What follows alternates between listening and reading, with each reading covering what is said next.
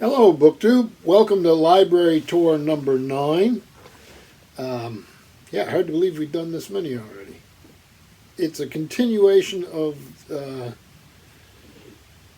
English and, literature from the British Isles, really, as you'll see in this first example. The shelves you see here are empty because this is a corner where I pile books I'm reading, and it's in a little living room area. So there's books all the way around, and not a really great way to take these off the shelf from this section over here while I'm talking. So I'm afraid of damaging the books, or you just looking at the back of my balding head, which would be really fun. So let's get right to it. So the first thing I've got here is Oscar Wilde. This is a folio set of his work. I'll just pop them out of here. 3 volumes. Again, you gotta be careful because these boxes build up an air suction, and it can really damage the box if you are impatient. I'm not going to go any order on these. I'll just grab them as I get them. So, get these glasses out of the way. This is Essays and Letters. There's a design.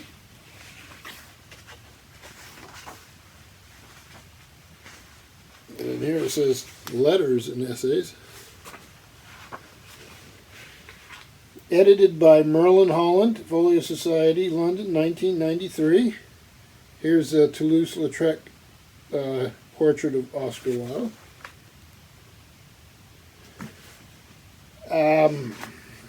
So you have Letters, 1876, 1899, De Profundis, Letter to the Editor of the Daily Chronicle. Then you have Essays, The Decay of Lying, Pen, Pencil, and Poison, The Critic as Artist. I just hold it up here. It doesn't make much sense for me to read all the way through it. And then a few maxims for the instruction of the overeducated. That sounds interesting. Phrases and philosophies for the use of the young. Biographical table and select bibliography. There's a lot of images in here. I don't know how easy they are to find when you're flipping through. Oh, here we go. Quite a sturdy, hefty volume in the hand. It actually feels quite nice. So that's one of the 3. The next one, Plays and Poems. Folio Society, London, also 1993. And it has a Salome by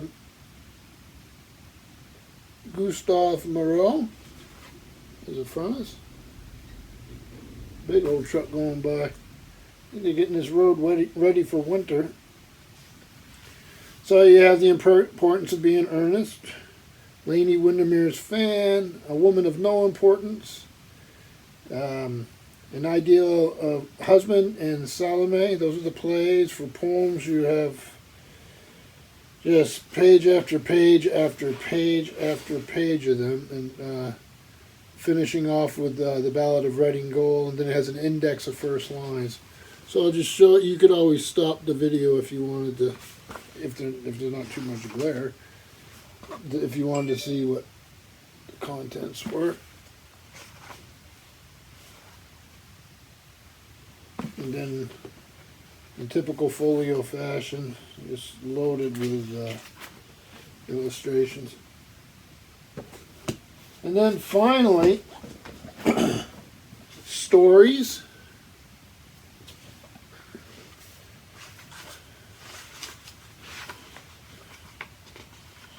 Again, Folio Society, 1993. Edited and introduced by Merlin Holland. Illustrations by Ian Archie Beck.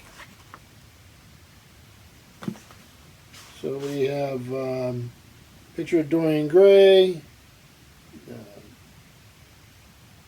Yeah, Poems and Prose, The Artist, The Disciple, The Master. So there's your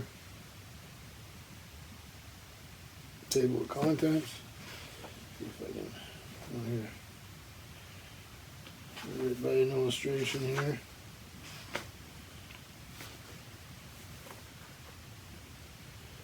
So I got those three.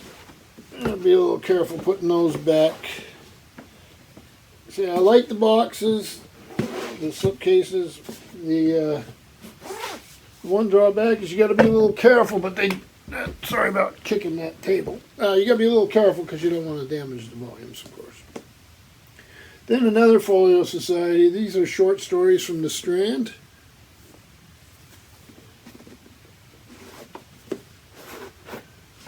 Quite nice cover art on that.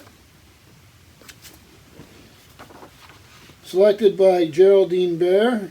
Introduction by Frank Delaney.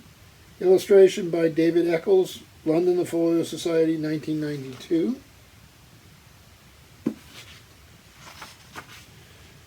Now I'm just going to grab a few of them here out of the list. So you have H.G. Wells' The Stolen Body, Jerome K. Jerome, The Cost of Kindness, Arthur Conan Doyle, The Pot of Caviar, let's see, O. Henry, A Service of Love, Joseph Conrad, The Tale, D.H. Lawrence, Tickets Please, P.G. Wodehouse, Birdie Changes His Mind, Aldous Huxley, A Deal in Old Masters. Oh boy, there's some really good ones. H.G. Wells, The Queer Story of the Brownlow's Newspaper. Proofs of Holy Writ by Rudyard Kipling. A Shepherd and Shepherdess by Elizabeth Googe. Revenge in a Beauty Shop, Pearl S. Buck. The Standard of Living, Dorothy Parker. How Edith McGillicuddy Met R.L. Stevenson by John Steinbeck. All But Empty, Graham Greene. And Nassetti by Cecil Beaton. So, all from the Strand. Oh. There we go. So, Birdie Changes His Mind by P.G. Wodehouse. And that's how it started out. Nice volume. I have read a good portion of the stories, but not everything. And now I can't remember what I read and didn't read. So then moving along, let's see here, let's do this in the correct order. I got a 2-volume set here of the annotated Sherlock Holmes. This might be difficult to see because of the glare. Oh, there we go, that's a little better. So it comes in 2 volumes. The first one here, they're both edited with introductions by William S. Baring-Gould. The end pages.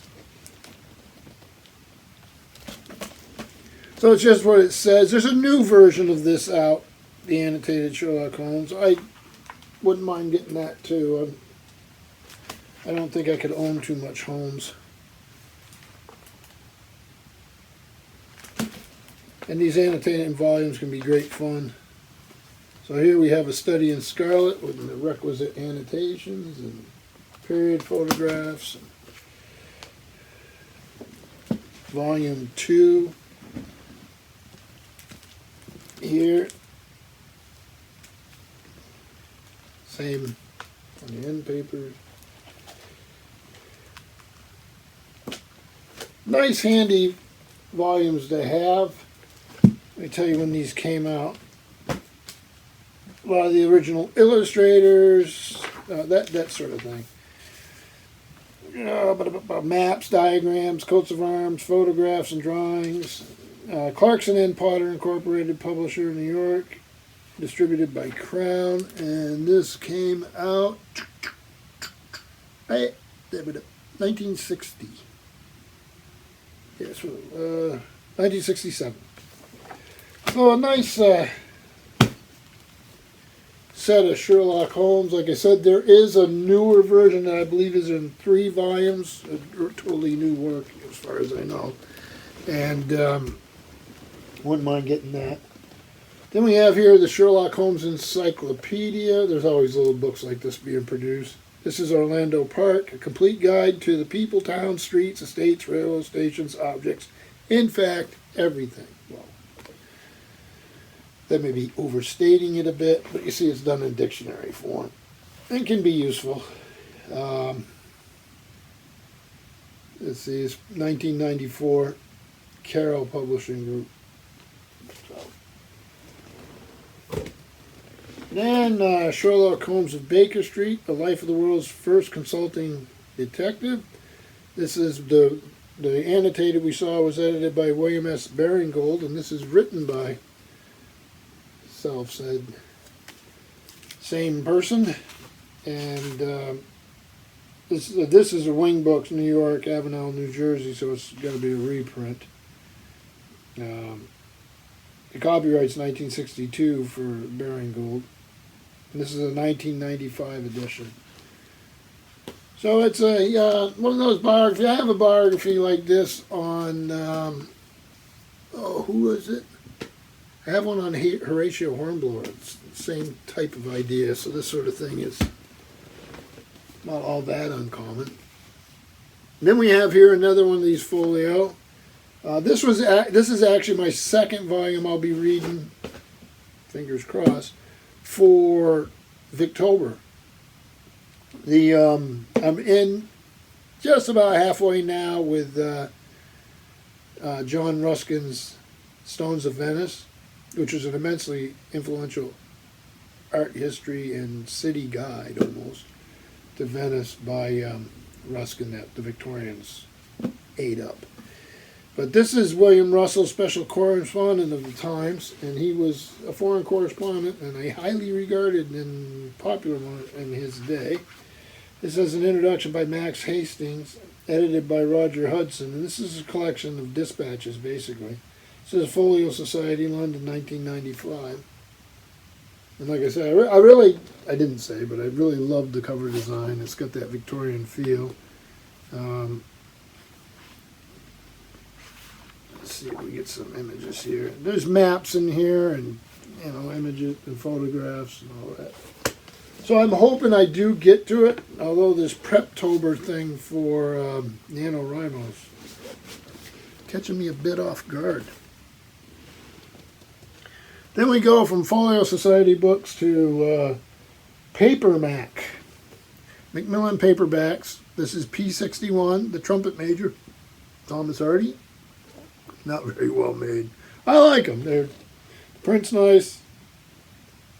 I don't have a good reason for liking them. I just like them. Then we have Thomas Hardy, P120, with an introduction by John Wayne. We mentioned Mr. Wayne as the biographer of Samuel Johnson. I don't know if you can see it. I can put my finger on it. No, it's out of the frame.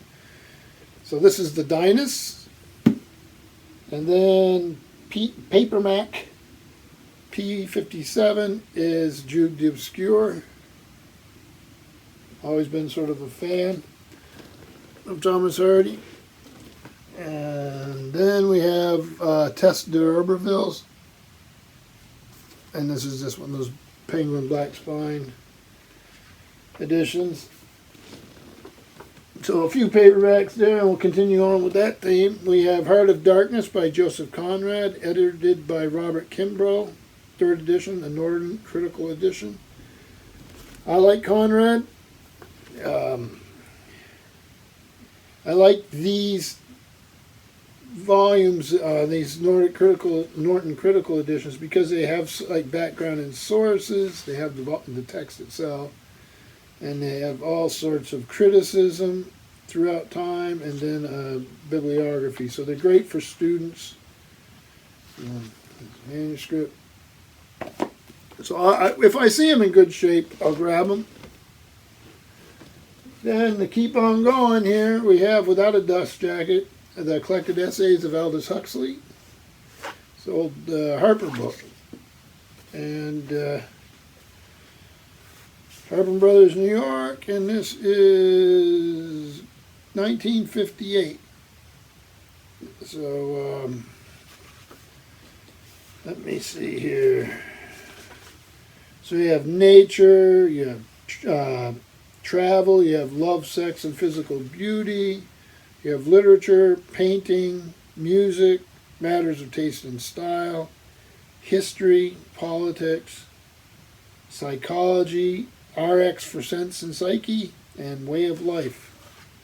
So this is a collection of the essays. And this is another one of those boxed folio sets. This is the complete memoirs of George Shurston, a fictional character by Siegfried Sassoon. And so you have Shurston. These are really nicely done. So the Folio Society, London, 1974. The drawings are by John Lawrence. So you have Shurston's Progress. Short little novels. You have Memoirs of an Infantry Officer. That's sort of a bleak. Yeah. Again, Folio Society, 1974, and these drawings are by Linton Lamb.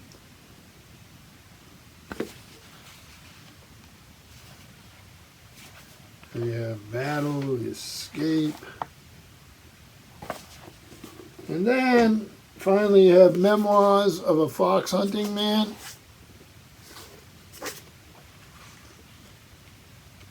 Again, oh no, this one's 1971. With an introduction by Alan Lascelles and drawings by Linton Lamb.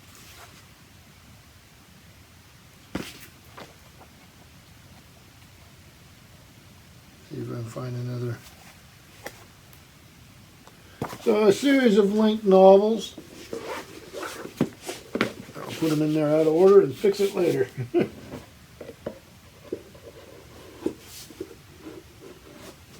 And the last two, I hope I don't hear a big crash over here. That would be bad. One of them's one of these Viking Compass books. This thing is old. I used to have lots of these. They were inexpensive. This is Women in Love by D.H. Lawrence. Viking Press, New York, with a foreword by the author and introduction by Richard Aldington. 23rd printing of August 1973, and originally came out in 1920. So, yeah, I could probably have a better copy of this, but don't think I'll ever read it again. Sort of kept it thinking the kids might have it in school or something eventually. Never know. And then the cap it all off. This is Lady Chatterley's Lover by D.H. Lawrence. This is Milestone Editions. Beautiful paper. You wouldn't be able to tell looking on the screen, but it really is. 1960, The Estate of D.H. Lawrence. First printed in 1928. This complete text first published in Great Britain in 1960. Reprinted in 1960. Copyright 1960, The Estate of D.H. Lawrence. So, for those of you book collectors out there. And it's, like I say, really high quality paper. An interesting volume. I think I got it to replace a desperately battered